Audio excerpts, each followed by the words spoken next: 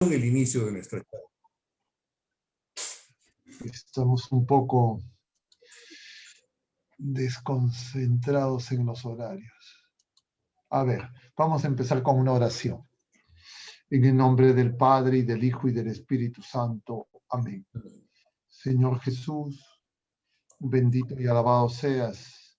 Te damos gracias porque nos permite.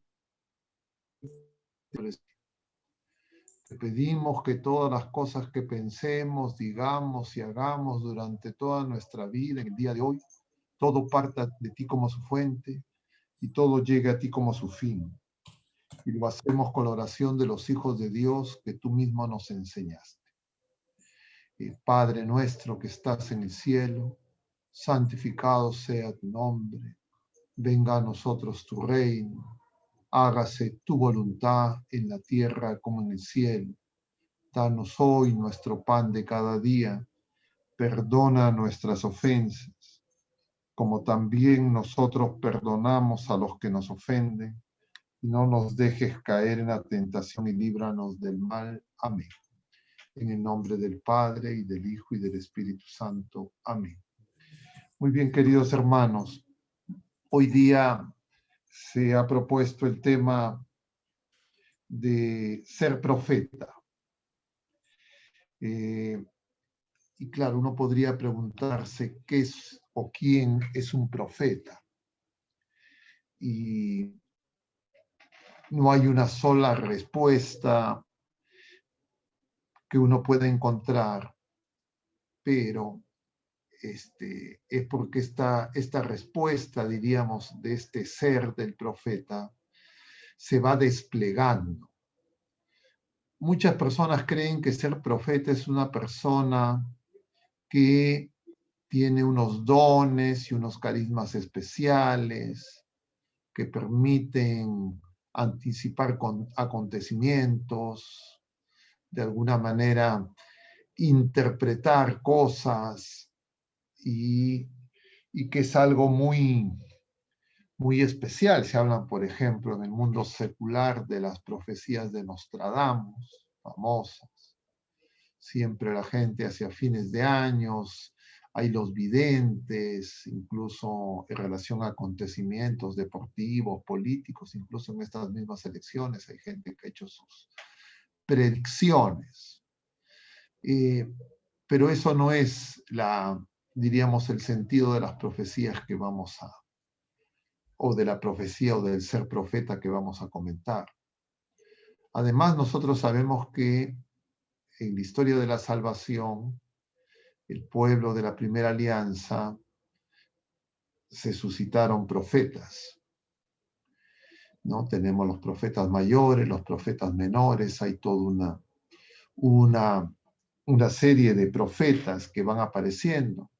San Juan Bautista se presenta como el último de los profetas del Antiguo Testamento, el primero del Nuevo Testamento. Moisés va a señalar que el Señor suscitará un profeta como él, en referencia al Mesías. Y Jesucristo, en el Sermón de la Montaña, Mateo lo presenta como ese Moisés, ese nuevo Moisés. Y nosotros, que vivimos en el tiempo pascual dentro de la iglesia, nosotros sabemos que por el sacramento del bautismo somos sacerdotes, profetas y reyes. Y claro, ese es el punto que vamos a desarrollar. ¿Qué implica para los bautizados? Es decir, ¿qué implica para nosotros ser profeta? En este tiempo de la posverdad hemos venido conversando en estas 2 semanas precedentes, 2 jueves precedentes, primero de ser testigos de la verdad y que la verdad nos hace libres. Y decíamos en ambas ocasiones que Jesucristo es la verdad es la persona de Jesucristo. Dios y hombre verdadero que le revela a la criatura humana quién es.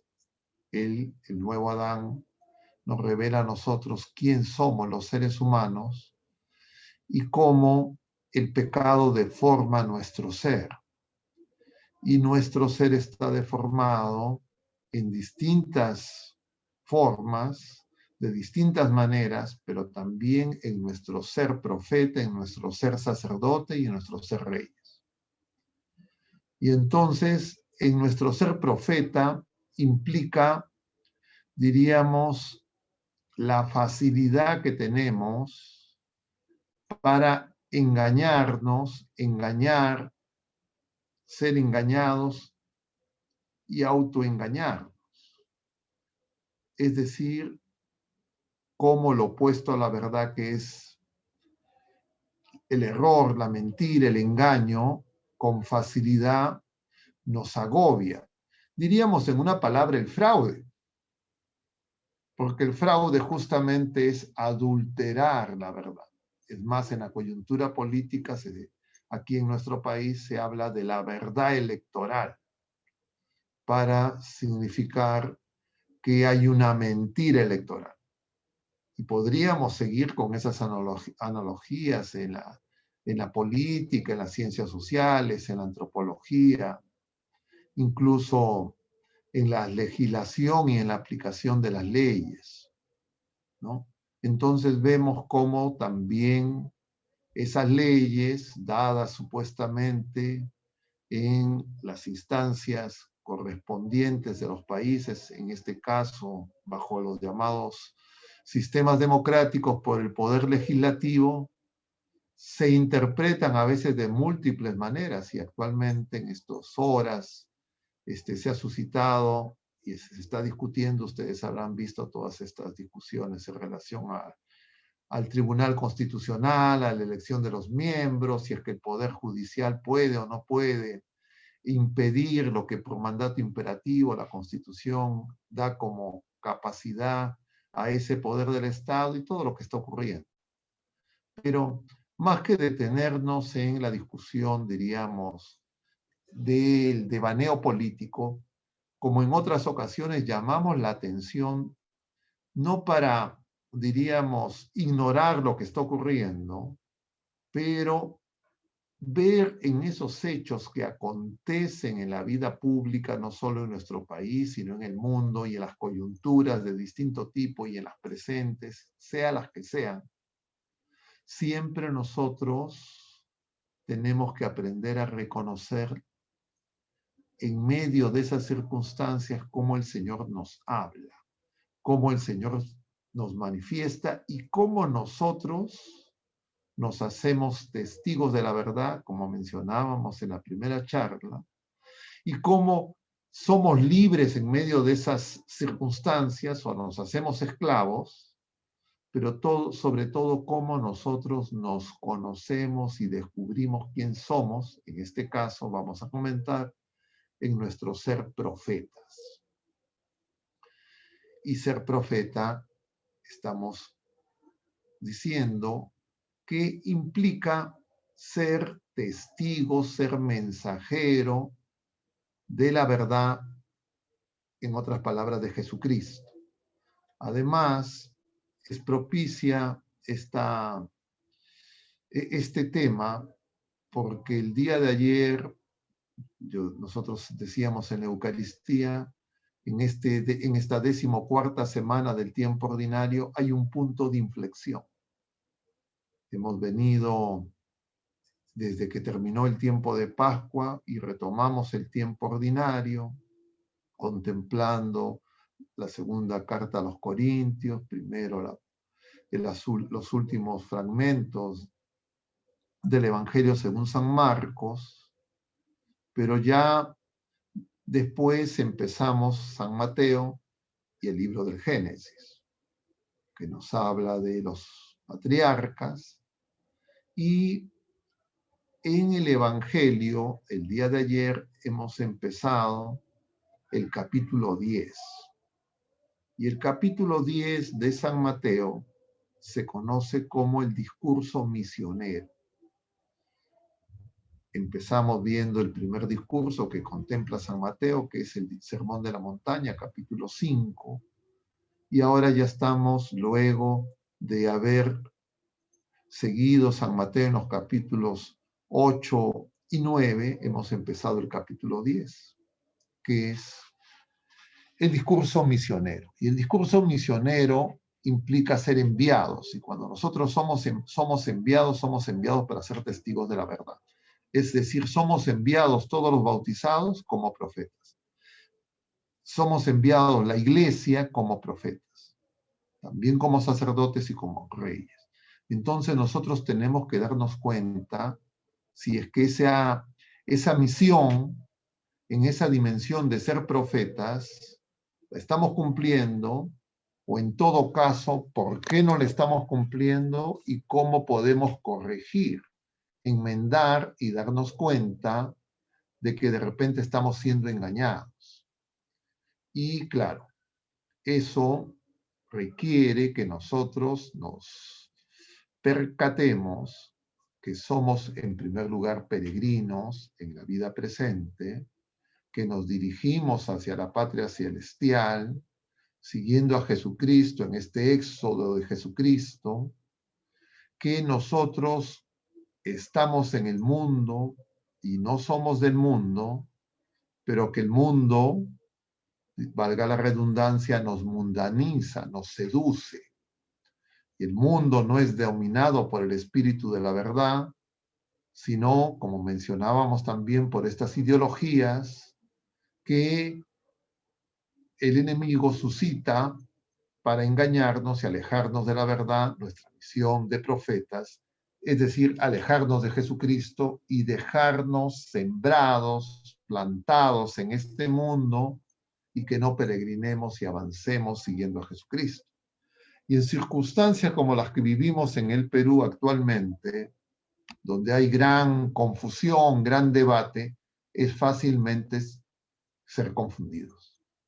Porque vemos pues una situación, como ya ustedes conocen bien y se repite, casi es un lugar común decir, una situación de polarización, no solo de personas al interior de las familias, etcétera, sino también en las opiniones. Entonces la gente dice una cosa y otra cosa, y eso se está dando a lo largo de todo este proceso electoral, pero vemos que van apareciendo pues nuevos elementos y que uno puede, en medio de esas circunstancias, y tal vez uno es más fácil que lo comprueben otras personas, que a pesar de las evidencias uno no quiere ver, no quiere oír, no quiere escuchar. Y entonces vemos lo poderoso que es el pecado, la mentira, el error, y entonces, más que ver la paja en el ojo ajeno, la mota en el ojo ajeno, nosotros tenemos una oportunidad para examinarnos y reflexionar en conjunto sobre por qué se generan o se dan esas situaciones. Ya sabemos que es el pecado, pero veamos cómo es que opera esto y en todo caso cómo superar. Entonces, cuando hablamos de ser profeta, nos estamos refiriendo a cada uno de nosotros y a cada uno de los bautizados, no a alguna persona elegida, que hay personas elegidas, pero nosotros estamos llamados a ser testigos de la verdad. Y simplemente no para desarrollarlo, pero para tenerlo como telón de fondo y saber contra qué contraponemos estos planteamientos, diríamos que también hay falsos profetas. Y un falso profeta es alguien que no quiere vivir ese ser personal de nueva criatura, de hombre nuevo, que en Cristo y en la gracia de Dios nosotros estamos llamados a ser. Y por eso se tiene que dar en nosotros ese proceso de dejar de ser falsos profetas y pasar a ser realmente profetas según lo que corresponde a nuestro ser de hijos de Dios por la gracia recibida en el bautismo.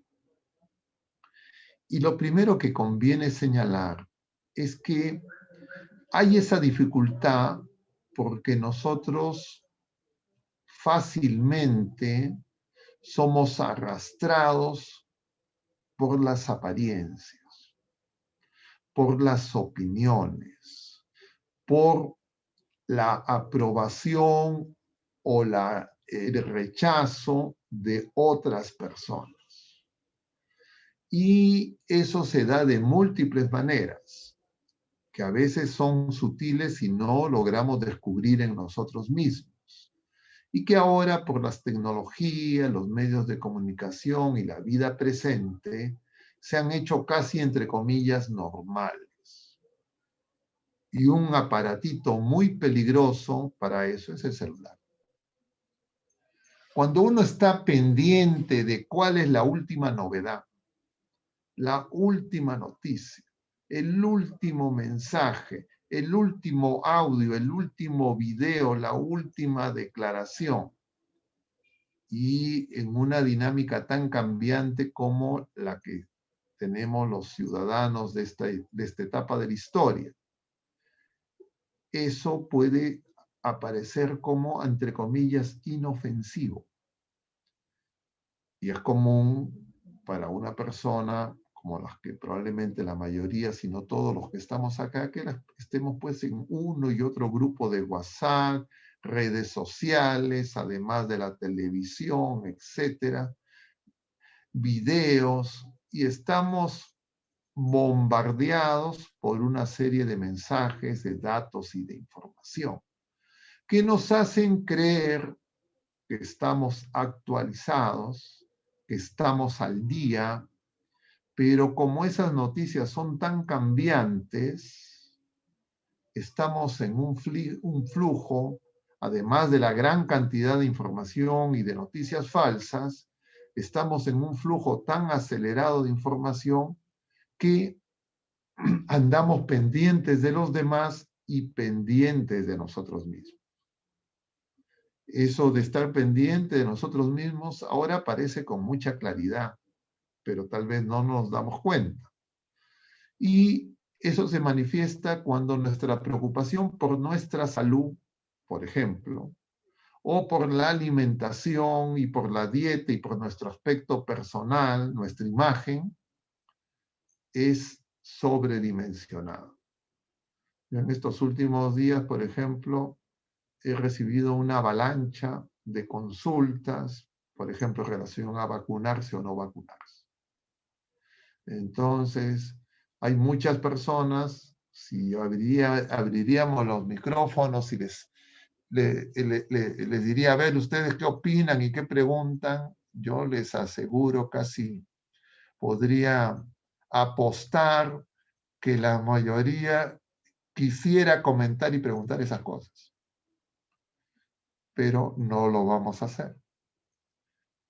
Pero sí señalar, porque esa preocupación, diríamos, por la salud, que no es absolutamente negativa, ¿no? Que si me preocupo siempre, no. Hay una preocupación razonable, uno tiene que cuidar su salud, por supuesto. Pero cuando esa preocupación ya marca ciertos límites, eso sí ya puede ser complicado. Y el tema de la vacuna, no vacuna, yo creo que es un buen ejemplo. Yo le decía a las personas, a varias que me comentaban sobre estos temas, ¿qué te preocupa más, vacunarte o no vacunar? ¿A qué le tienen más miedo? ¿A la vacuna o a no vacunarse? Inmediatamente les decía, ¿y a qué le tienen más miedo? ¿A morir o a no morir? Porque generalmente esa vacuna o no vacuna está asociado, por supuesto, a la preocupación de morir. Hay gente que cree que si se vacuna, su riesgo para afectar su salud es más grande que no vacunarse. Y eso les lleva además a establecer polémicas en sus familias, sobre todo si tienen personas mayores, pero ahora como ya diríamos, la programación llega a personas ya no solo los adultos mayores, sino ya ya están en 40, 50, entonces ya son malos implicados. Y entonces gente está muy problematizada por estas cosas. Y claro, ¿A qué voy con el ejemplo? De que cuando nosotros creemos que lo más importante es lo que tenemos aquí como peregrinos y andamos sobrecargados como peregrinos, entonces las cosas temporales van a tener un peso bastante grande. Y eso en sí mismo no es malo si es que nosotros con esas preocupaciones no dejaríamos de lado lo que es nuestra misión. Comprender que somos enviados para ser testigos de Jesucristo. Y la única manera de ser testigo de Jesucristo es estar en comunión con Jesucristo. Y si estar en comunión con Jesucristo no es lo que más me preocupa, no me va a preocupar en primer lugar tampoco la verdad, y no me va a preocupar realmente mi ser personal que se va a desplegar plenamente solo cuando acabe la vida presente. Porque esa peregrinación es ir desplegando esas potencialidades que hemos recibido por la gracia y que nosotros tenemos que testimoniar. Y entonces las distracciones de lo aparente, de las preocupaciones pasajeras, de los debates coyunturales y la multitud de noticias falsas y de información no corroborada, eso atenta contra nuestro ser de profeta. Y actualmente ya no tenemos referentes, y les vuelvo a poner el ejemplo en la vacuna, no hay un referente científico. No es que en estos momentos exista diríamos, un jurado tecnocientífico imparcial al que nosotros podamos acudir con certeza y con confianza que nos diga si aquí hay fraude o no hay fraude en el tema de las vacunas. Porque unos dicen una cosa y otros dicen otra cosa.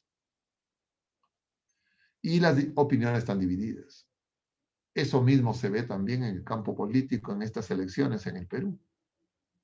Ese jurado no es confiable, las evidencias no se quieren examinar, no se desea la verdad, se prefiere que haya esa incertidumbre, esa confusión, y eso no es, diríamos, accidental, no es circunstancial a las conveniencias del caso, sino es porque ese comportamiento de esas personas, de esas instancias, de esas instituciones, de esos organismos que estarían llamados a ser, diríamos, supervisores, vigilantes del bien y de la verdad, han desaparecido porque lo que se prepara, como ya hemos dicho en varias ocasiones, es justamente esa cultura de la posverdad que es la antesala para expulsar a Jesucristo y para desnaturalizar a la criatura humana, deshumanizarla y hacerle olvidar y subvalorar la grandeza de su ser personal, de la vida nueva a la que estamos llamados. En otras palabras, todo esto son atentados contra la fe. Y por eso repetimos ahora una vez más, ese es un combate contra la fe. Entonces, el problema no es acá si hay elegidos o no hay elegidos, porque todos nosotros somos elegidos, los bautizados, desde antes de que vengamos a la vida terrena, desde antes de que nos formemos en el seno de nuestras madres. Y estamos llamados a cumplir un rol trascendente. Y esas, diríamos, engaños y seducciones son del espíritu del mal, que actúa a través de criaturas humanas. Actúa y seduce e induce a organizaciones, instituciones, personas que actúan en una lógica de cálculo y de conveniencia. Y por esa razón, entonces, se ve que se extiende pues esto que se llama la cultura de la posverdad, que surge en esta lógica posmodernista cuando la racionalidad tiene simultáneamente, la razón tiene simultáneamente las dos patologías más graves, es decir, el racionalismo y el irracionalismo que coexisten. Y eso también aparece en la coyuntura electoral. ese racionalismo se manifiesta en el positivismo. Ejemplo, en la coyuntura electoral dicen hay indicios de fraude, etcétera. No, dame pruebas positivas, pero resulta que las pruebas son dependientes de información que no quieren compartir. Entonces, no quieren darme información de los padrones electorales, simultáneamente piden pruebas. No quieren examinar los peritajes de las firmas y simultáneamente piden pruebas. Eso es lo propio en todos los campos. Claro, ahora se hace visible en la coyuntura electoral, a algunos les parecerá bien, a otros les parecerá mal, a unos les dirá acá no hay fraude, sino simplemente el capricho de alguien que no sabe perder, y otros dirán estas son pruebas del fraude. Y fácilmente se podría clarificar la situación, pero no se quiere hacer. Y no se quiere hacer no solamente por los intereses de los actores y de los protagonistas de estos hechos y acontecimientos en nuestro país, no solo por el Foro de Sao Paulo y el comunismo, todo eso real, sino porque detrás de esto hay un problema más grave, que es anticristiano, contra la fe. Claro, no aparece en primera instancia, pero uno se va preparando. Yo no veo los partidos de fútbol, yo no sé si ustedes verán los partidos de fútbol, pero me contaban en relación al partido que ha jugado Perú en las que ha sido no, no es semifinal todavía, ¿no? Con Brasil, ¿qué fue? Que había discusión sobre un penal supuesto no cobrado a Perú y que resulta que no fue al VAR. Y yo hacía notar a los que me hacían ese comentario que los que habían notado y con más insistencia reclamaban eso eran los argentinos. Porque, bueno, supuestamente ellos iban a enfrentarse con alguno de los dos y como que anticipaban esta lógica de que aquí no hay transparencia. Y efectivamente eso se da en todos los campos, en todos los países, en todas partes se ha enseñoreado esa lógica. Eso no siempre fue así. Y claro, uno puede creer que solamente acá es consecuencia de que efectivamente hay el Foro de Sao Paulo, el comunismo, ¿cómo le llaman esto? Los dinámicos del centro y la organización criminal, que yo creo que hay suficientes indicios, pero si no fuera eso, fuera otra cosa, porque es algo que atraviesa todas las realidades humanas al presente. Y eso, como para ponerlo en sintonía con lo que estamos comentando, eso está profetizado. Va a venir una situación de la apostasía de la verdad. Pero si vemos también en el campo de la fe, diríamos de la vida religiosa, se están dando también una serie de acontecimientos y de hechos en la vida de la iglesia que también tienen esa misma dirección. Y siempre son vías de interpretación. Interpretar cada quien como le da la gana las cosas. Y esa interpretación como le da la gana y esas arbitrariedades para decidir o no decidir y cuestionar cuando te conviene y no cuestionar cuando no te conviene, como dicen, el doble rasero, no es algo solamente moral, es algo que tiene que ver con alejarnos de Jesucristo y el maltrato y el desamor a la verdad. Es un signo de los tiempos. Y lo que nosotros corresponde es que nos examinemos y nos preguntemos qué tan afectados estamos. Y claro, si yo ando muy preocupado por mí mismo, ando muy preocupado por mi salud, ando muy preocupado por la imagen y la apariencia y la opinión que tienen los demás de mí, y me interesa poco o nada lo que el Señor, que va a ser mi juez, cómo Él me ve, entonces yo soy esclavo, no puedo ser libre, porque no estoy con Jesucristo, que es la verdad.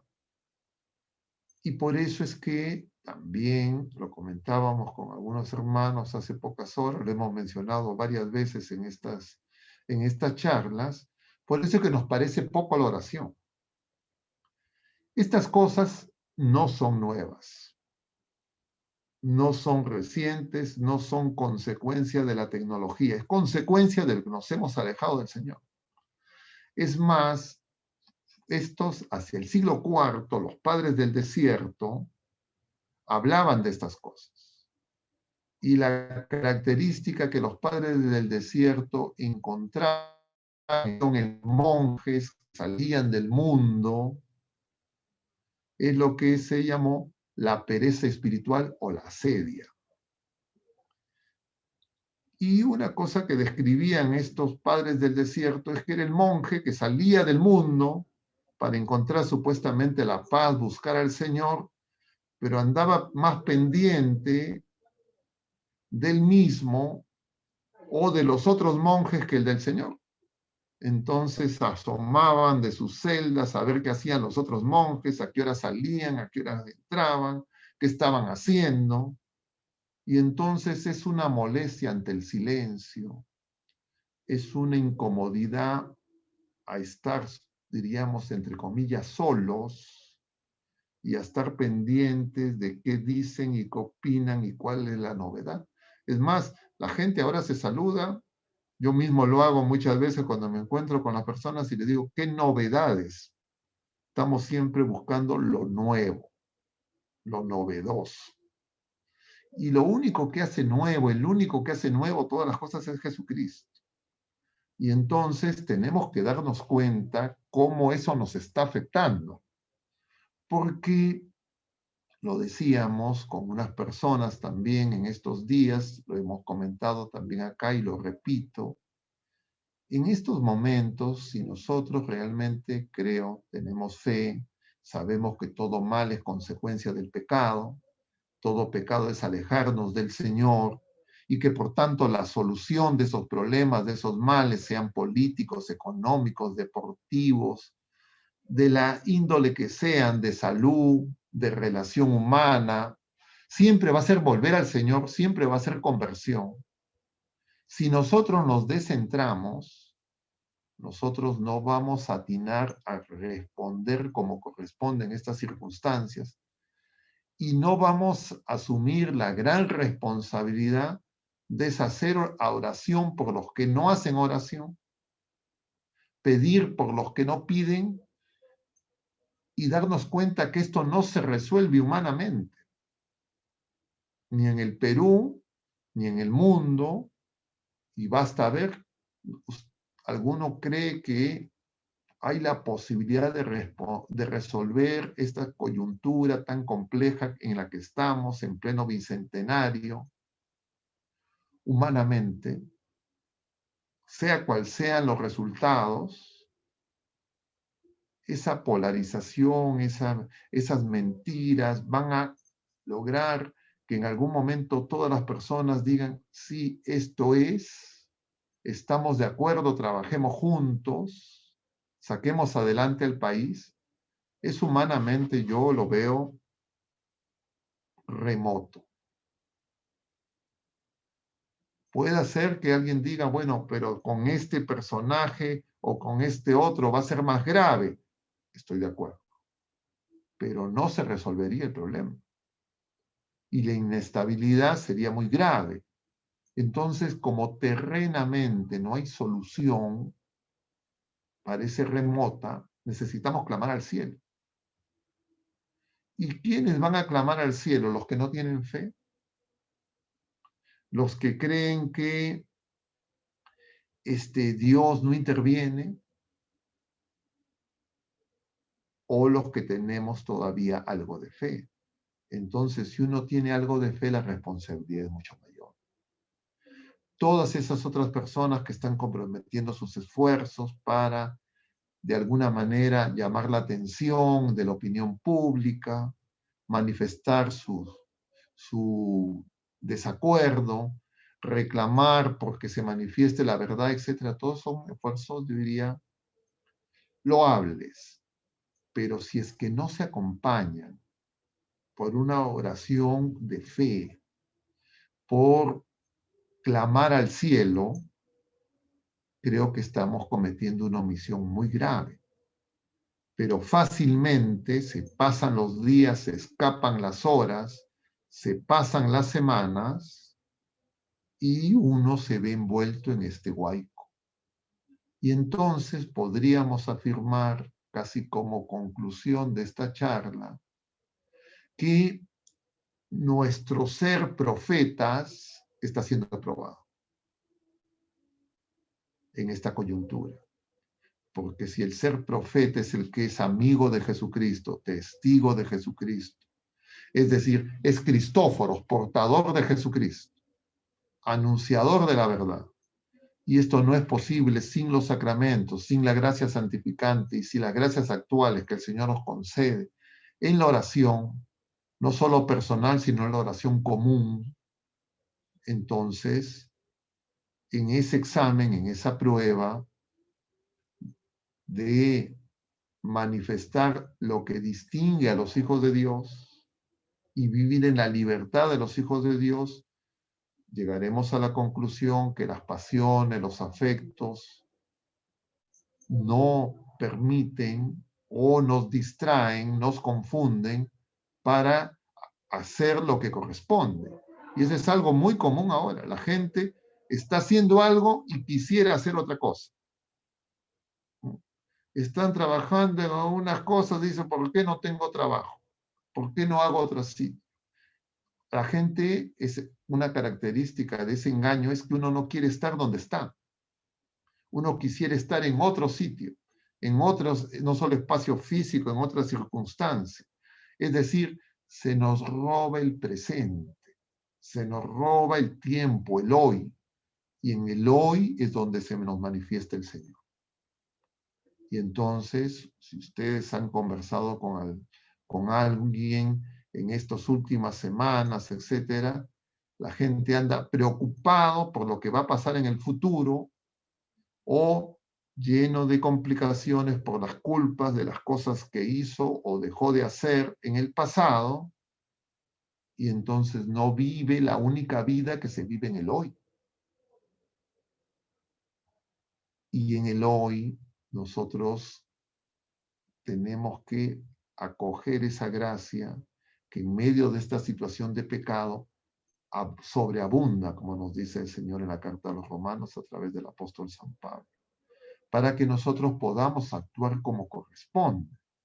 Entonces, con esos elementos, uno llega a la conclusión que las rebeldías son contra Dios y contra nosotros mismos.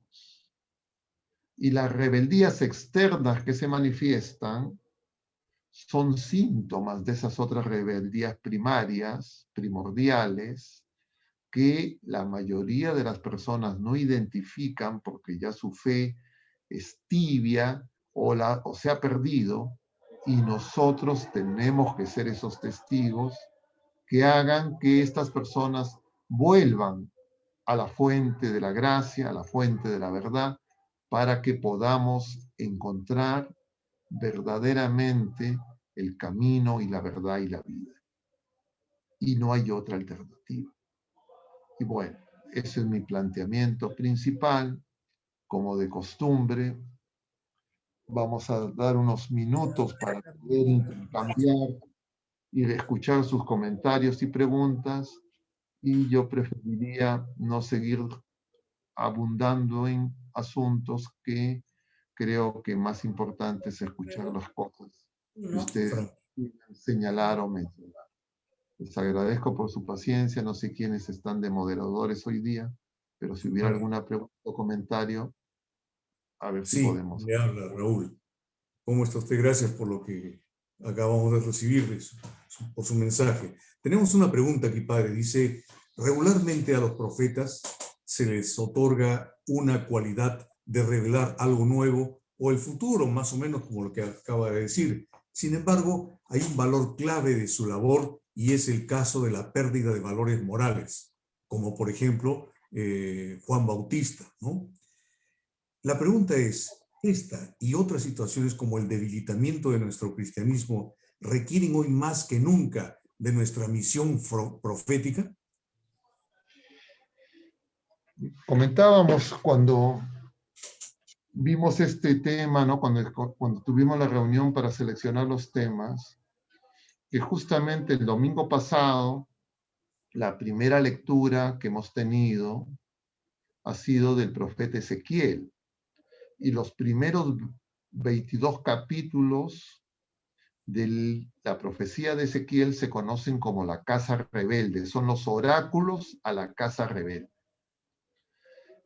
Esa profecía de Ezequiel se da en el contexto del exilio a Babilonia. Entonces, el pueblo elegido, el pueblo de la primera alianza, el reino de Judá, que se sentía, entre comillas, seguro, autosuficiente, y creía que no iba a ocurrir lo que se había producido en el reino del norte, es decir, el exilio. Ellos creían que porque tenían el templo y porque realizaban sacrificios y porque además habían falsos profetas que decían que no iba a pasar nada, no iban a ir al exilio. Entonces no le escucharon a Jeremías y entonces van al exilio. Y eso produce dos reacciones. Algunos creen no hay Dios, porque si hubiera un Dios no podría ocurrir esa tragedia. Mataron a los sacerdotes, mataron a los reyes, perdieron sus propiedades, fueron como esclavos a una potencia extranjera, perdieron todo, desaparecieron como nación. Y entonces todas las promesas de ser el pueblo elegido y todo lo que habían escuchado, ellos decían, esto no es cierto. Y el Señor suscita a Ezequiel y empiezan esos oráculos a la casa rebelde. Y lo que le dice el Señor, y veíamos el domingo, es, te envío a que profetices, a que anuncies, te escuchen o no te escuchen. Porque uno generalmente quiere pues ser escuchado, ¿no?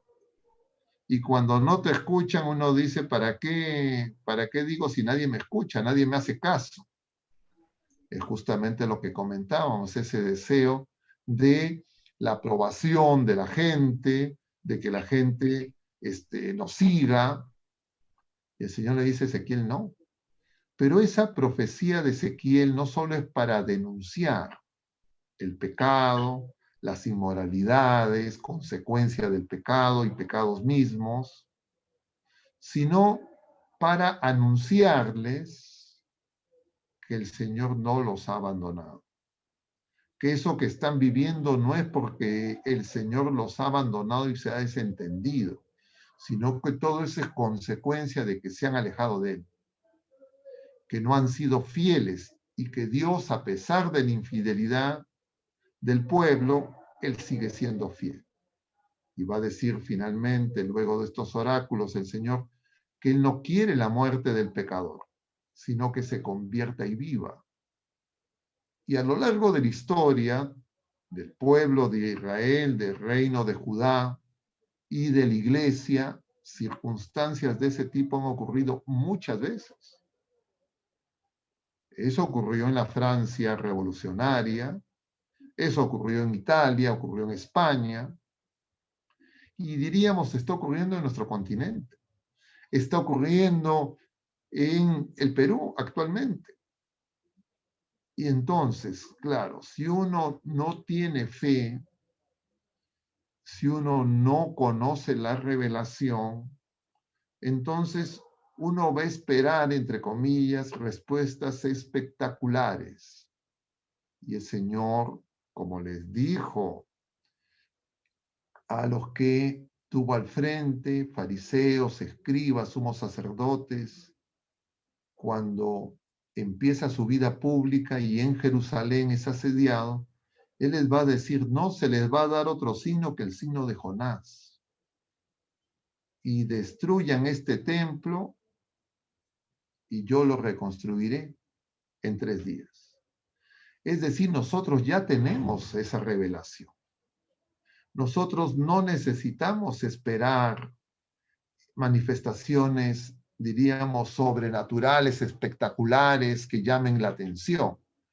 Pero a pesar de que no lo necesitamos, la misericordia del Señor es tan grande que ha enviado a nuestra Madre Santísima para que justamente, como buena madre, nos llame a la conversión. Y entonces las apariciones marianas, múltiples, algunas de ellas rigurosamente reconocidas por la Iglesia,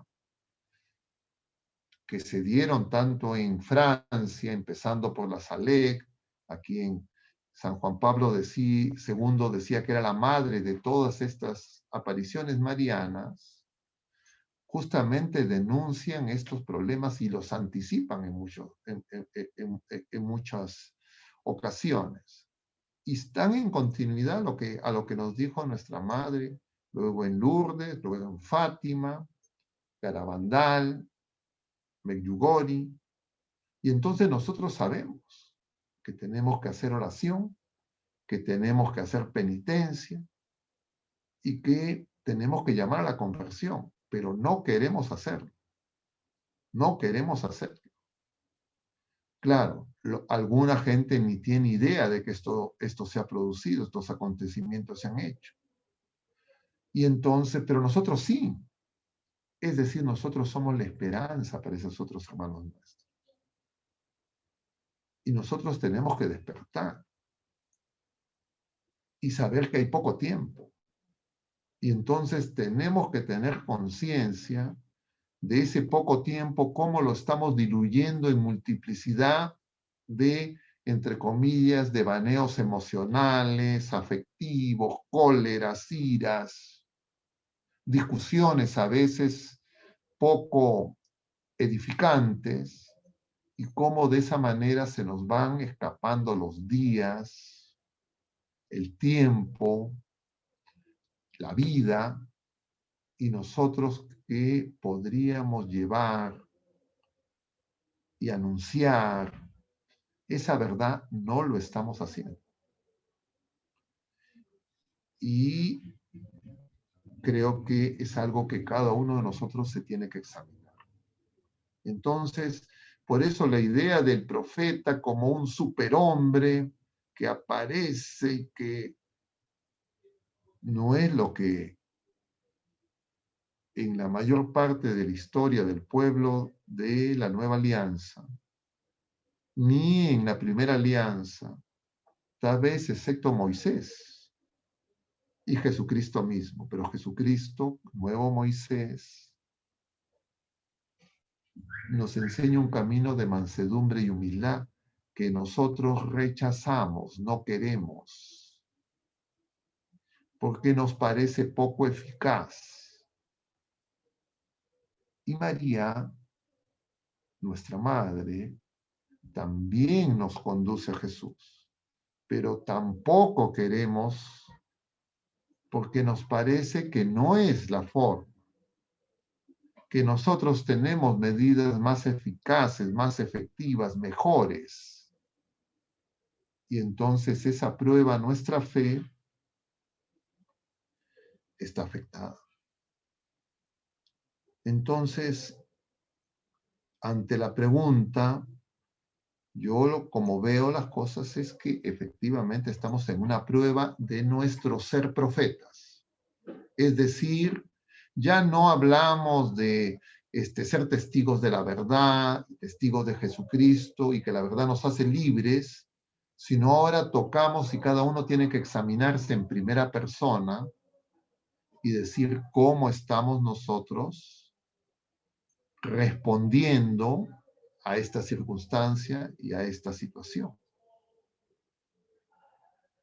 En nuestro ser hijos de Dios, profetas, sacerdotes y reyes. Gracias, Padre. Desde Arequipa tenemos una pregunta a cargo de nuestro hermano Jorge Delgado. Le damos pase. Jorge.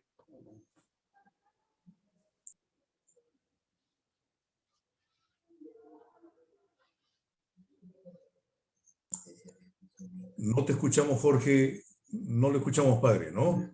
No, yo no escucho Padre, tampoco. padre, buenas noches. Buenas noches. Sí, últimamente estamos escuchando muchas profecías sobre el final de los tiempos algunas de gente católica como el padre Michel Rodríguez, o apariciones de la Virgen en Treviñano Romano, en Anguera en Brasil, pero también de gente que no es cristiana, católica. ¿Cómo discernir cuál de estas profecías son reales y cuáles no? A ver, la iglesia es muy sabia, ¿no? Es maestra. Entonces, la iglesia nos enseña que nuestra fe se fundamenta en la revelación de Dios. Y las revelaciones particulares no son de obediencia obligatoria. Yo no me voy a condenar ni voy a ir al infierno porque yo no creo en Lourdes o en Fátima. Eso no es pecado ni siquiera. Entonces yo tengo que asentir a la revelación pública que está en la Sagrada Escritura, que está en la Sagrada Tradición y que sirve el magisterio de la Iglesia. Entonces la multiplicidad de revelaciones particulares, algunas de ellas reconocidas por la Iglesia, otras no todas son rechazadas por la Iglesia. Hay gente que cree que si la Iglesia la aprueba, significa que la Iglesia no la rechaza. No es así. Unas pocas son reconocidas por la Iglesia y se le da culto. Caso Lourdes, caso Fátima, caso Guadalupe. Pero la gran mayoría no son reconocidas por la Iglesia. Pero la Iglesia se toma su tiempo. Entonces la Iglesia lo que dice es: no tenemos, diríamos, la información o las evidencias para afirmar que estos son hechos sobrenaturales, en algunos casos.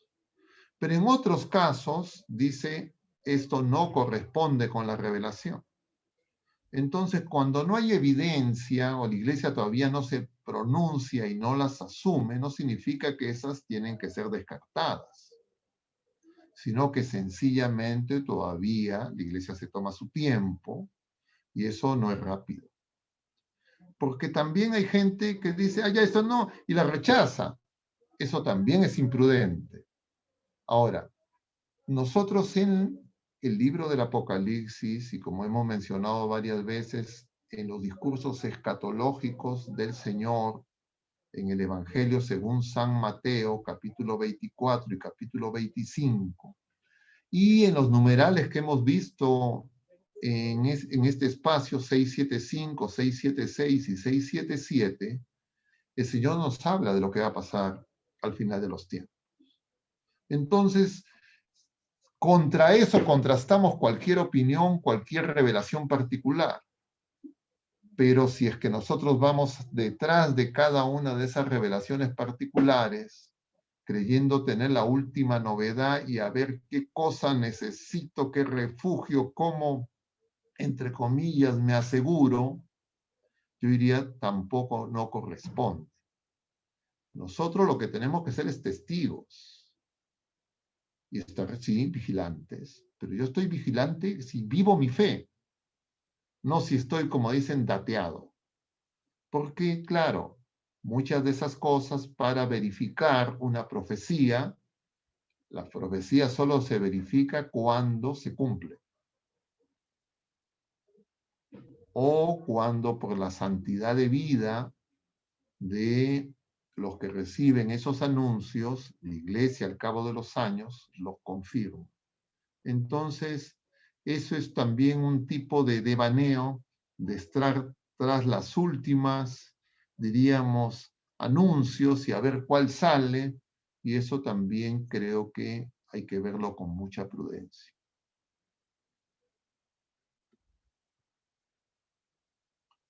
¿Qué va a ocurrir al final de los tiempos? Yo diría está bastante claro, lo hemos comentado también acá. Sabemos que hay esa bestia del mar que se está ensamblando, que es ese poder global, y se está ensamblando también la bestia de la tierra, que es esa adulteración a la religión con un sincretismo religioso, una falsa religión, un falso profeta que va a actuar en conjunto con esa bestia del mar y esa bestia de la tierra. Ambos, la bestia de la tierra, dice el libro del Apocalipsis, tiene cabeza que parece de cordero, pero tiene lengua de serpiente, de dragón. Y eso claramente alude a un falso cordero, es decir, no es el cordero de Dios, no es la Eucaristía. Y se tendrá que manifestar en algún momento el anticristo.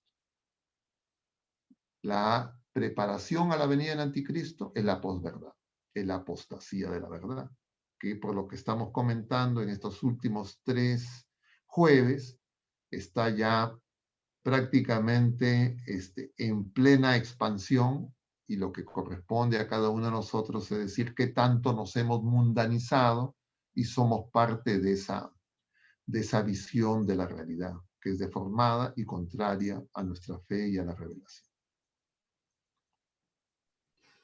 Muchas gracias, padre. Tenemos otra pregunta de Juana. Dice, padre Meloni, soy Juana, hice una publicación en Facebook sobre cursillos y me preguntaron lo siguiente. Le escriben a ella, ¿no? Juanita, ya eres cursillista, el arzobispo de Lima nos ha dicho a la gente que la marcha por la democracia, nos ha dicho a la gente que marcha por la democracia que no tenemos derecho y no debemos llamar a Dios para que nos proteja y nos acompañe. Que Keiko Fujimori no quiere el Perú. ¿El arzobispo puede prohibir hablar con Dios y pedirle algo en un evento público? Lo cierto es que Castillo va a cerrar todas las iglesias y va a prohibir todas las religiones. Si el arzobispo no quiere que llamemos a Dios. Cuando tengas tu reunión de cursillo, ponlo como debate. La pregunta es, ¿qué le debo contestar, padre, a esta persona? ¿Qué le debo contestar a cada quien que le conteste? ¿No? Yo no les contesto. Si me vienen a mí a que yo conteste por ustedes, cada uno de ustedes conteste. Usted tiene que hacerse la pregunta. Yo tengo una conciencia formada como para ser testigo de la verdad, porque como bautizados nosotros hemos recibido la fe, la esperanza, la caridad, los carismas necesarios como para que ninguna prueba que enfrentemos sea más grande que nuestras fuerzas. ¿Okay? Eso lo tenemos. Entonces, si es que yo en una circunstancia estoy confundido, no sé qué hacer, no sé si es blanco, es negro, arriba, abajo, entonces yo tengo que decir, mi formación, mi conciencia, mi responsabilidad como hijo de Dios no la estoy cumpliendo. Porque también puede existir diríamos, el pretexto de hacerse al muertito, hacerse al tonto. Yo lo decía en una ocasión cuando se preguntaba por quién votar, ¿no? Decía, ¿por quién vamos a votar? Decía, oye, pero tú no puedes votar pues por nadie que esté a favor del aborto, que esté contrario a la familia, al matrimonio, por nadie que esté en contra de la iglesia, por nadie que promueva ideologías ateas. Entonces, si ya lo tienes tan claro, ¿para qué preguntas? Eso es justamente no asumir la responsabilidad, porque para pecar si no pedimos permiso. Qué bueno fuera que la gente diga, ¿sabe qué? ¿Puedo mentir o no puedo mentir? ¿Puedo engañar o no puedo engañar? ¿Puedo tener codicia o no puedo tener codicia? Lujuria, etc. Eso no preguntan. Pero se esconden y quieren evadir su responsabilidad de hijos de Dios en una serie de temas. Entonces nosotros tenemos que ya preguntarnos, mi conciencia está formada. Si es que alguien me dice, sea quien fuera, mira, tú no puedes clamar al cielo, deja que todos esos problemas se resuelvan terrenalmente solamente. Y clamar al cielo, es decir, no puedes invocar la intervención divina en algún tema, entonces yo ya estoy queriendo sacar a Dios de algún tema. Y si yo quiero sacar a Dios de algún tema, sea el que sea, en mi vida personal, en mi vida familiar, en la vida pública, de la ciudad, del país o del mundo, yo ya tengo un problema de conciencia. Mi ser personal, católico, de fe, hijo de Dios, ya está dañado. Entonces, cuando veo eso yo en cualquier persona, ¿qué es lo que tengo que hacer? Orar por esa persona. Pero no estar en el cuchicheo, ni en el manoseo, ni en el morbo, sino más que detenerme en la paja, en el ojo ajeno, ver mi responsabilidad. De eso se trata justamente ser profeta. Porque si no es fácilmente escabullirse y entrar en el rumor, en el chisme, y dicen, y por acá dicen otros, y tú qué opinas, y tú qué dices más. Nosotros tenemos la revelación. El amor de Dios ya se ha manifestado. Ahora, la coyuntura política hace pues que cada quien tenga sus preferencias políticas. Y si es que alguien tiene sus preferencias políticas y antepone sus preferencias políticas ideológicas a Jesucristo, también esa persona ya no está buscando primero el reino de Dios, está buscando primero los reinos temporales, según su conveniencia. Y entonces, ¿qué hago si yo constato que hay una persona con esa característica, sea quien sea? Hago oración por esa persona. Pero no hago con eso un deporte. No sé si soy claro. Me parece que sí, pero si no, acepto que haya alguna repregunta. Desde mi punto de vista está claro, padre. Sí, está claro. Bueno, tengo aquí una pregunta de Harold, padre. Dice, Padre Augusto, buenas noches. ¿Ser profeta implicaría pedir a Dios una mirada sobrenatural sobre los hechos que van suscitándose en nuestra realidad? Si es así, dicha mirada sobrenatural debe tener como base el magisterio pontificio. A ver, nosotros somos criaturas sobrenaturales. Un bautizado no es un hecho, un cristiano no es una realidad, un hombre nuevo no es una realidad meramente humana, no es producto de ingeniería genética, de un tratamiento biomédico, nada de esas cosas hacen a una persona un hombre nuevo. Eso es obra de la gracia, es sobrenatural. Y nosotros somos hombres nuevos, personas nuevas desde el bautismo. Si es que no vivimos como hombres nuevos es porque nos hemos acomodado al mundo, porque nos hemos mundanizado, porque preferimos el mundo, las cosas pasajeras, a Jesucristo nuestro Dios y Señor. Y entonces, si nosotros vivimos como hijos de Dios, vamos a tener mirada sobrenatural. Pero si yo, bautizado, estoy mundanizado y me quiero acomodar a lo que dice el mundo y estoy lleno de miedo y no confío en el Señor, entonces, claro, no voy a tener una mirada de fe porque voy a ser, diríamos, que tuerto. Uno miro de una manera cuando estoy en el mundo, miro de otra manera cuando estoy en las cosas de Dios. Entonces, por eso, nuevamente, no nos escapemos, no fuguemos de nuestra responsabilidad y de la gracia y de la misión a la que el Señor nos llama. Seamos consecuentes, porque fácilmente uno se evade. Ay, no, es que yo no. Y justamente acá no estamos planteando la profecía como algo de algunos elegidos únicos, a ver dónde está que me digan. No, cada uno de nosotros, cada uno de los bautizados, cada persona que vive en estado de gracia, tiene todo lo necesario para entender lo que está ocurriendo. Pero sí, para mí, estar en pecado, no estar en pecado, recibir la Eucaristía, no recibir la Eucaristía, confesarme, no confesarme, tener apegos o no tener apegos a este mundo, da lo mismo, todo es igual. Yo lo que tengo que darme cuenta, yo soy parte del problema. Yo, en lugar de ayudar, yo estoy complicando las cosas y agravando las cosas. Entonces necesito arrepentirme, pedir la gracia de la conversión, nacer y empezar de nuevo. Pero no nos fuguemos, no evadamos nuestra responsabilidad porque nosotros somos enviados, así como el Padre envía al Hijo, Jesucristo, nosotros somos enviados por el Hijo. Nosotros tenemos la misma misión que Jesucristo. Y tenemos esa misma misión de Jesucristo, lo que nos enseña justamente ese discurso misionero en el capítulo 10 de San Mateo, porque tenemos el mismo espíritu de Jesucristo.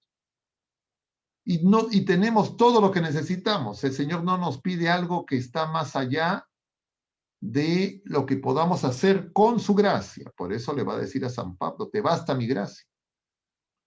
Entonces, cuando yo estoy con esos devaneos, ay, que no sé, que esto, lo que tengo que hacer, oye, sé que necesito conversión, tengo que ir a confesarme, tengo que hacer un buen examen de conciencia, tengo que arrepentirme de los pecados, tengo que aplicar gracia, las indulgencias plenarias por mí mismo, déjame de tonterías.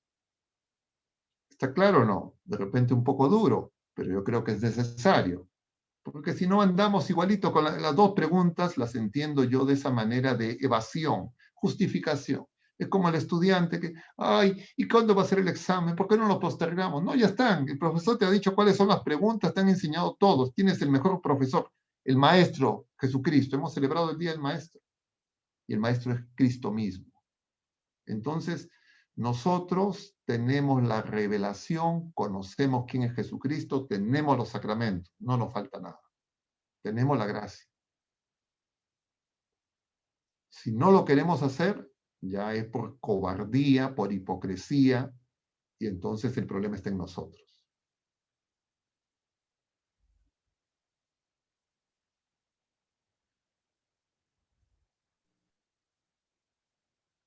Padre Augusto, nos llega otra pregunta. Dicen, Padre Meloni, ¿cuál debe ser nuestra postura en medio de hermanos creyentes que aún no han comprendido sobre el peligro de un gobierno comunista? ¿Cree que si detrás de esta división está el diablo, debemos callarnos para no entrar en discusiones al interior de los grupos y comunidades católicas? Por eso, ya eso también lo vamos a comentar, lo hemos comentado en otras ocasiones. Uno tiene que darse cuenta en oración.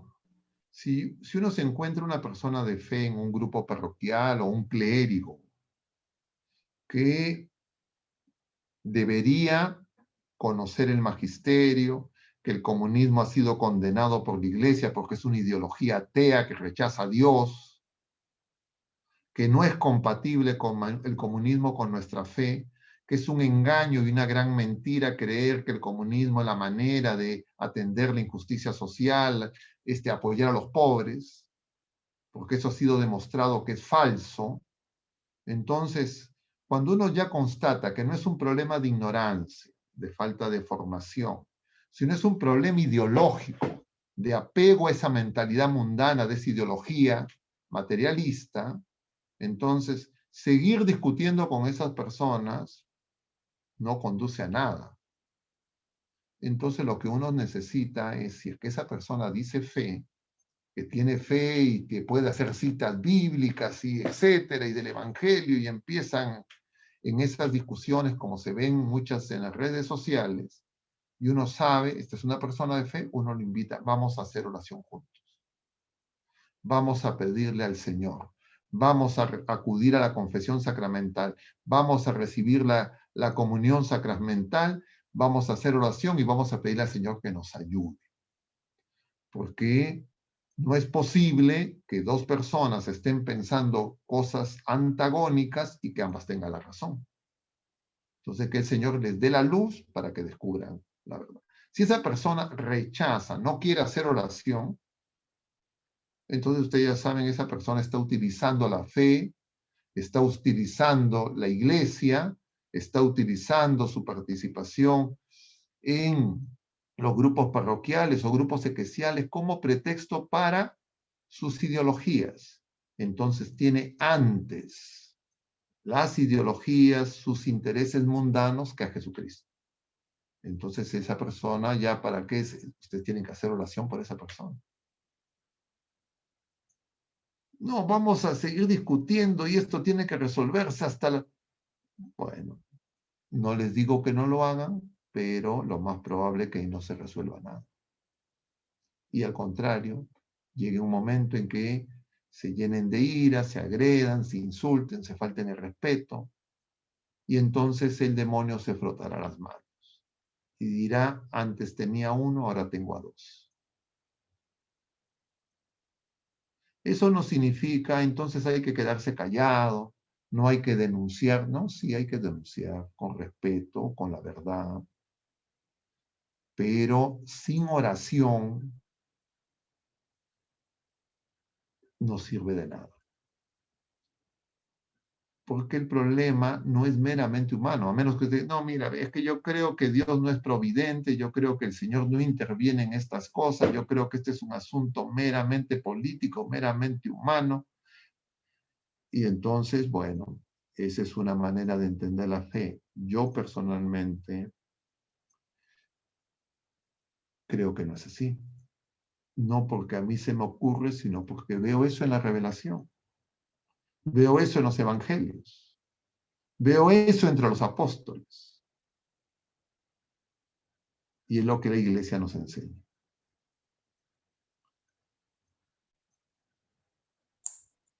Gracias, padre. Tenemos una pregunta de Julio. Dice, está claro que los que tenemos algo de fe podamos y debamos clamar al cielo invocando su ayuda.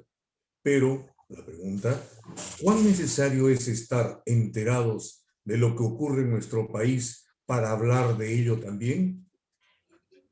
O sea, nosotros tenemos que estar informados de lo que ocurre en la vida pública, por supuesto.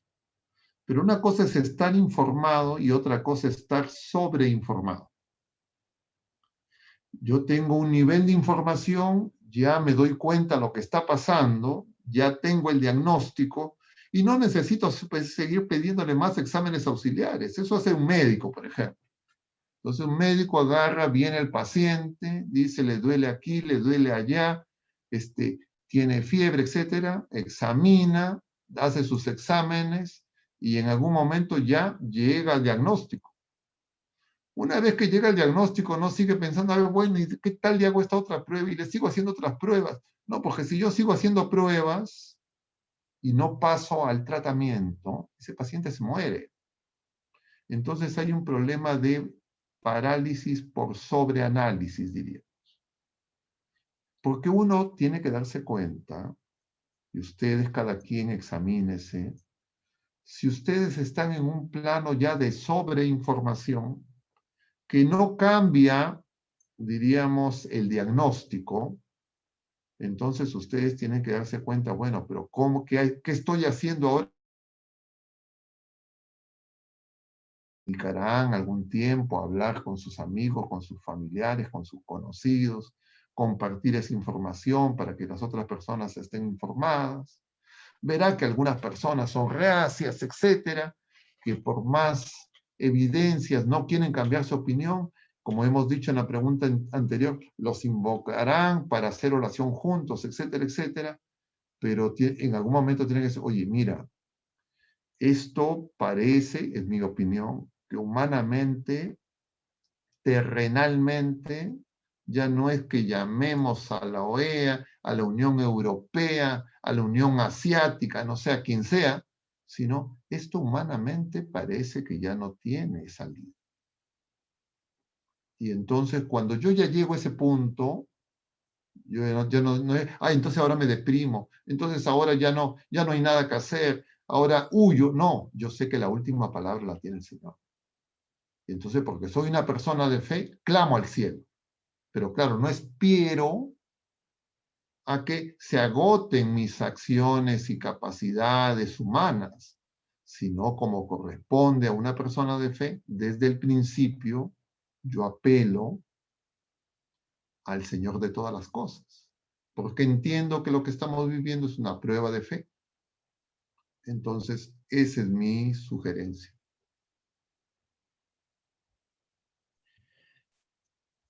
Padre, ¿qué tal? Tenemos otra consulta de Germán Patrón. Dice, si bien es cierto que tenemos que orar cuando uno de los miembros de la iglesia no busca la verdad en Cristo, ¿cómo afecta que autoridades eclesiales en Lima, el Perú y hasta en el Vaticano no busquen esta verdad en Cristo? ¿Cómo afecta? Afecta escandalizando. Ese pecado se llama escándalo.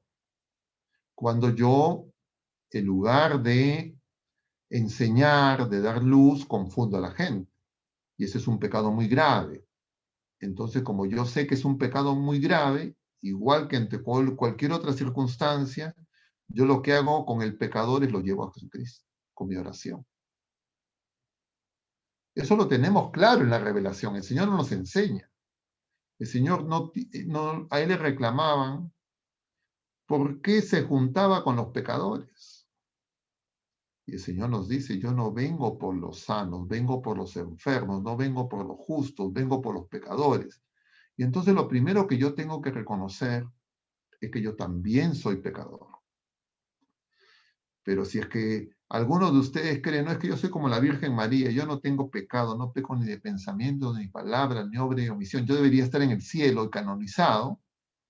Entonces, si es que alguien cree eso, yo diría, avíseme pues para de una vez iniciar la causa. ¿Ya? Pero si yo digo, no es así, yo también soy pecador, entonces tengo que hacer oración por esos hermanos. Pero el engaño del demonio es que nosotros nos convertamos en diletantes, espectadores como en un estadio de fútbol, y que gritemos como las barras bravas, etc. No, el Señor no nos pone en la cancha todos. Y entonces nosotros tenemos que actuar. Es un engaño del demonio. Uy, qué barbaridad, qué terrible. No, porque sabemos que Jesucristo ya venció. Y como nosotros estamos mandados a amar como el Señor nos ama, si nosotros vemos que hay personas que están ocasionando escándalo, tenemos que pedir por esas personas, con insistencia, a tiempo y a destiempo. ¿Qué significa eso? A tiempo es cuando el Señor va a actuar, y a destiempo es cuando parece que el Señor no actúa. Pero el Señor es el Señor, no soy yo. No somos nosotros.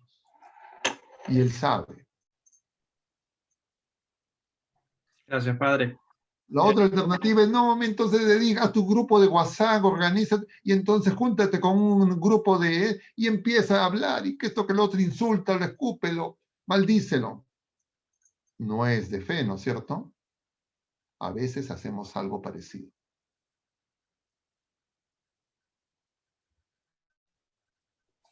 Padre, ¿qué tal? Una última pregunta sobre la excomunión. Hay personas que se pueden excomulgar en la vida por diferentes motivos y bueno, hoy en día con los temas del comunismo sabemos que entendemos que las personas que votan por esto y apoyan el comunismo en sus vidas, ¿qué pasa con las personas que nosotros oramos por esas personas, pero qué pasa con las personas que mueren apoyando esto y nunca se confiesan de eso?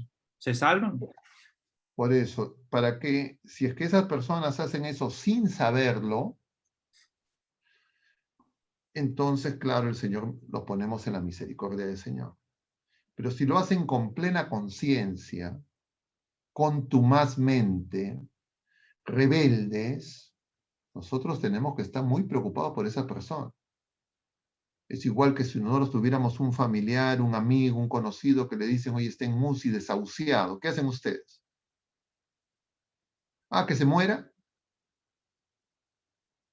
No les dicen, vamos a hacer una cadena de oración, vamos a pedir en la misa, vamos a hacer una oración eucarística.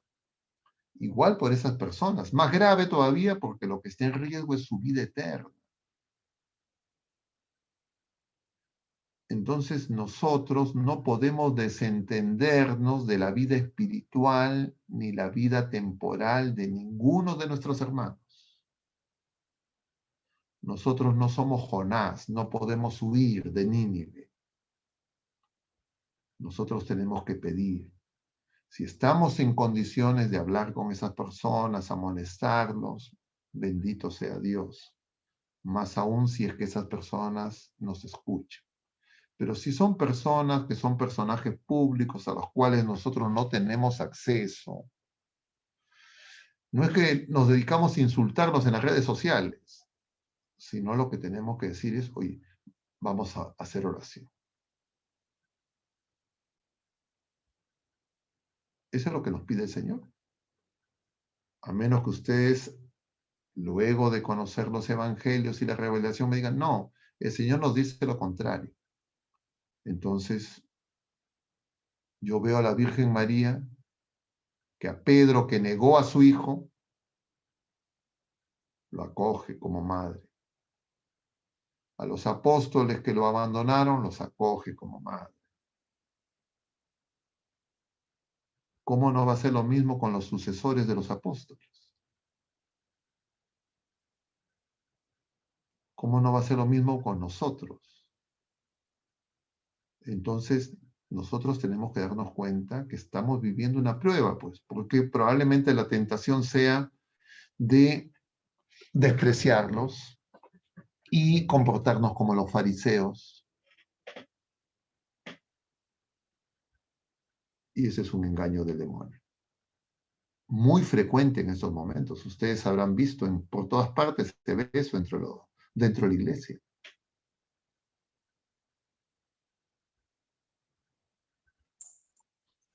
Gracias, padre.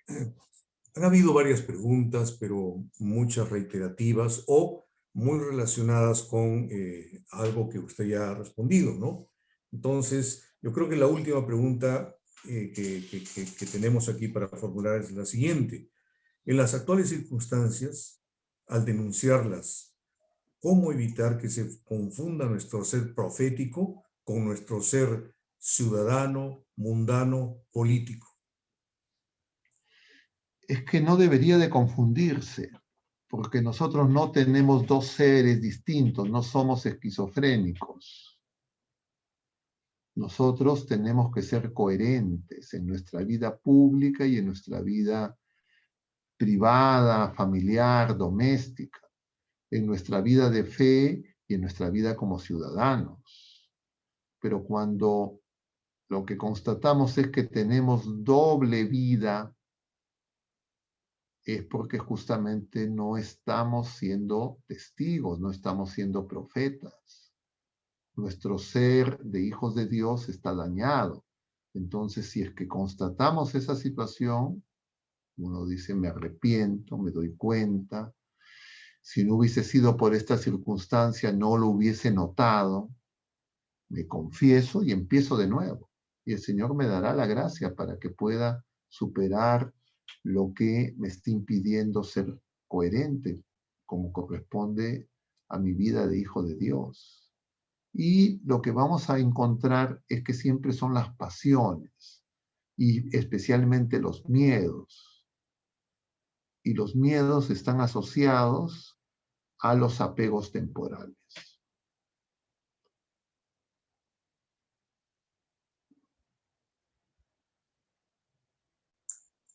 Ok, padre, creo que con eso ya cerramos todo. Más bien, por ser tan vigente el tema, yo pediría a usted que cierre la sesión con alguna invocación final relacionada con este nuestro ser profético, ¿no? Yo diría, fíjense, queridos hermanos, nosotros examinémonos en estos días, yo estoy haciendo eso, y uno mire sinceramente si cree que los problemas, diríamos, políticos, nacionales, que se han desencadenado en medio de estas controversias a raíz de las elecciones, pero que no aparecen en las elecciones, sino que tienen larga data y múltiples causas, pero que el origen de todas esas causas es que nos hemos alejado de Dios. Si ustedes creen que esos problemas, por tener ese origen que es espiritual y temporal, material y espiritual, necesitan de auxilio del cielo, si ustedes creen eso, lo que corresponde es justamente clamar al cielo. Y eso significa vivir los sacramentos, recibir la gracia santificante, hacer oración y ofrecer lo que podamos nosotros en ofrenda agradable para que el Señor nos auxilie. Ayuno, limosna, indulgencias plenarias por uno mismo o por los difuntos. Pero necesitamos estar formados para esa pelea y ese combate espiritual en la oración. La oración es una pelea, es un combate. Nosotros veíamos esta semana ese pasaje misterioso de esa lucha de Jacob con ese personaje luego de que regresa de Harán, ya con sus 2 mujeres, con sus 11 hijos, los hace cruzar con sus bienes, y él tiene ese sueño misterioso y empieza esa pelea. Esa pelea es la vida espiritual. En la vida espiritual nosotros muchas veces, ¿por qué peleamos? Peleamos porque nuestra voluntad no es la voluntad de Dios. En nuestra oración peleamos porque nuestra voluntad no es la voluntad de Dios. Cuando nuestra voluntad es la voluntad de Dios, encontramos la paz. Aparece claro en una primera instancia como que son peleas con otras criaturas humanas, pero en el fondo la pelea es contra Dios. Y entonces, cuando nosotros vemos en nuestro país, como lo estamos viendo ahora con claridad, esa Babel, esa controversia, ese desencuentro, ese diálogo de sordos, esas mentiras, engaños, una cosa y otra cosa. Entonces nosotros lo que tenemos que darnos cuenta es falta verdad, falta luz, falta el Espíritu Santo, falta el amor de Dios. Nos hemos alejado de Jesucristo, es la tragedia de nuestro país y del mundo. Entonces, una vez que nosotros, los que tenemos un poco más de fe, nos damos cuenta de eso, vamos a ver a las personas diferentes. Ya no vamos a, diríamos, despreciarlas. Nos vamos a compadecer. Así hagan alarde de soberbia, de arrogancia, porque se crean que son los dueños, porque sabemos que eso es pura apariencia y que esas personas están muy gravemente heridas en su ser personal. Entonces pedimos por la conversión de esas personas. El Señor nos ha dicho que cuando 2 o más se reúnen en su nombre, nuestra oración es escuchada. ¿Y qué es lo que tenemos que pedir? Lo que es urgente. Lo que es urgente en estos momentos es que, en primer lugar, pedirle perdón al Señor para que el Señor nos perdone. ¿Por qué hemos llegado a esta situación? Porque nos hemos alejado de Él, lo hemos despreciado. Y en segundo lugar, lo que tenemos que pedir es conversión para nosotros y para todos nuestros hermanos, nuestros compatriotas. Y si pedimos con insistencia, el Señor nos va a escuchar. Él quiere eso. Adicionalmente, ustedes quieren realizar otras actividades, etcétera, si no son contrarias a nuestra fe, no son contrarias a la voluntad de Dios, hagan todas las cosas que ustedes crean que se necesitan hacer. Pero esto es indispensable y no lo puede hacer cualquiera. No lo puede hacer cualquier compatriota nuestro. Solo lo van a poder hacer los que todavía tienen algo de fe. Los que todavía tienen puesta su confianza en el Señor. Y yo creo, y por eso lo menciono, que entre los que estamos aquí presentes, no sé si todos, espero todos o la gran mayoría, tengamos esa disposición. Si ustedes creen que lo que les estoy diciendo es una tontería, es ser ingenuo, no tiene sentido, etcétera, etcétera, bueno, no me voy a molestar. Si es que fuera que hacemos todo eso y no ocurre lo que pedimos, será pues porque necesitamos esa purificación. Porque necesitamos ante tanta necedad y ante las consecuencias agravadas de nuestros pecados, una purificación que nos haga descubrir verdaderamente qué es lo único importante. Al pueblo de Israel, al pueblo de la primera alianza le pasó eso.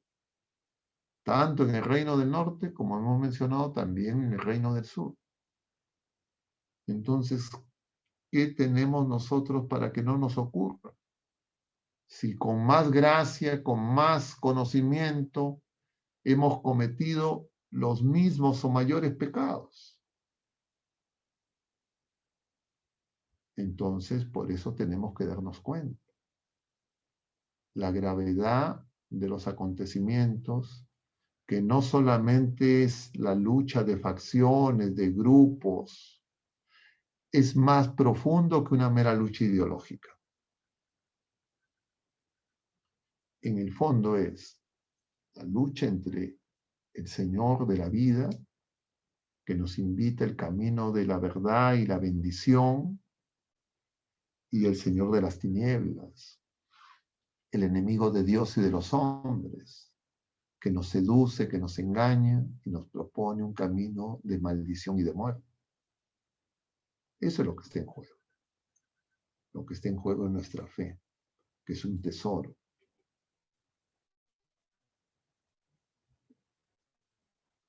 Yo les diría eso. Ese es el profeta, porque es lo que corresponde a la vida de los hijos de Dios, a un bautizado. Es lo que nos enseña nuestra Santa Madre Iglesia y es lo que está en la revelación. Es lo que nuestro Señor Jesucristo nos ha dicho. Y es lo que nuestra Madre una y otra vez viene presurosa para decirnos que hagamos oración, que hagamos ayuno, que necesitamos conversión. Entonces no es que no sabemos lo que tenemos que hacer. No es como que tenemos que descubrir, a ver alguna molécula, alguna fórmula especial. No, lo sabemos. Y cuando vemos lo que se nos pide, no son cosas, diríamos, inaccesibles. No son cosas imposibles. Son cosas que podemos hacer. Por eso es que el Señor nos dice, el reino está cerca. Lo que nos falta es creer. Lo que nos falta es fe.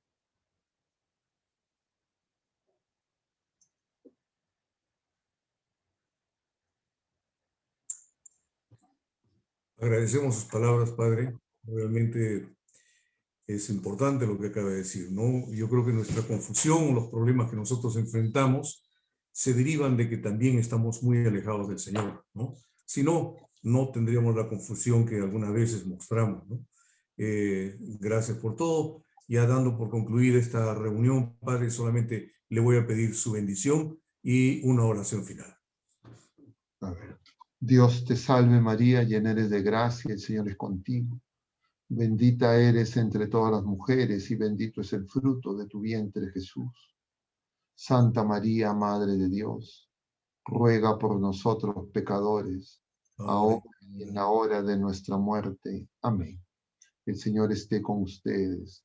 Y la bendición de Dios Todopoderoso, Padre, Hijo y Espíritu Santo, descienda sobre todos ustedes y permanezca para siempre. Mucho ánimo, queridos hermanos. Sigamos para adelante, no tengamos temor. No. Bueno, gracias a todos también por su asistencia y les recordamos que el próximo jueves seguiremos con nuestro ciclo de charlas. Los esperamos a todos. Gracias y buenas noches. Gracias, Padre. Gracias.